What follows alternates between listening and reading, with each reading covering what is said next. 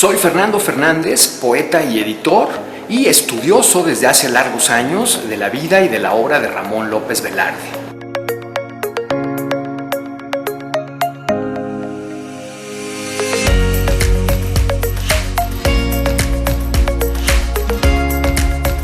Nos encontramos en la Biblioteca Miguel Lerdo de Tejada, uno de los lugares más importantes para los estudiosos de López Velarde y donde yo mismo en persona he vivido algún tipo de epifanía en mi búsqueda de noticias, de testimonios sobre el gran poeta zacatecano, cuya muerte estamos conmemorando en junio de 2021. Hace no mucho tuve la enorme fortuna de localizar en este lugar, gracias a un compañero de la hemeroteca de la Universidad Nacional, Daniel Ciprés, orientó mis pasos hacia la Biblioteca Lerdo de Tejada, porque es aquí donde se reporta la existencia, felizmente verificada por mí, de un tomo que reúne la revista Vida Moderna, una revista que apareció entre 1915 y 1916 y que contiene verdaderas joyas para quienes andamos tras los pasos de López Velarde. Es en esa revista, dirigida por Carlos González Peña, donde López Velarde publicó algunos de los últimos poemas escritos para La Sangre Devota y sobre todo donde empezó a escribir los poemas que terminarían formando parte de Zozobra, su libro de 1919, una de las cimas de la poesía mexicana de la pasada centuria. En los fondos de esta biblioteca he tenido la posibilidad de ver con mis propios ojos una nueva joya bibliográfica relacionada con López Velarde, nada menos que la primera edición de Zozobra, que fue propiedad, que estuvo en las manos de Genaro Fernández MacGregor, muy probablemente uno de los críticos que entendieron mejor que nadie, más pronto que nadie, la poesía de López Velarde. Ese dato estimativo lo podemos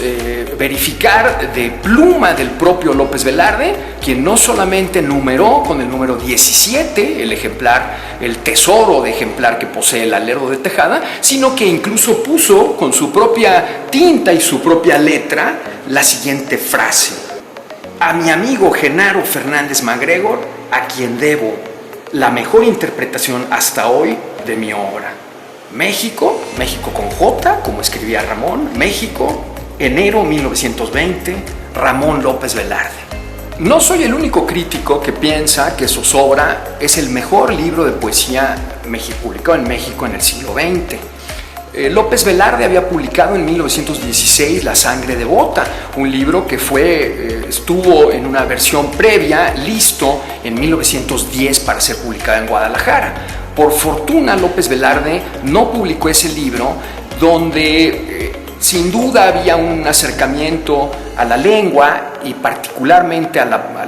los usos, a las costumbres, a la idiosincrasia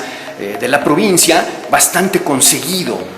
Sin embargo, todavía el poeta no había sido picado por la ciudad a la que llegó a instalarse definitivamente a partir de 1914, y fue el contacto con la ciudad el que le hizo escribir ya los primeros poemas de una estética que ya aparece reseñada en ese libro de 1916, La Sangre Devota. Fue, sin embargo, en 1919 cuando él en Zozobra, después de los grandes hallazgos, de los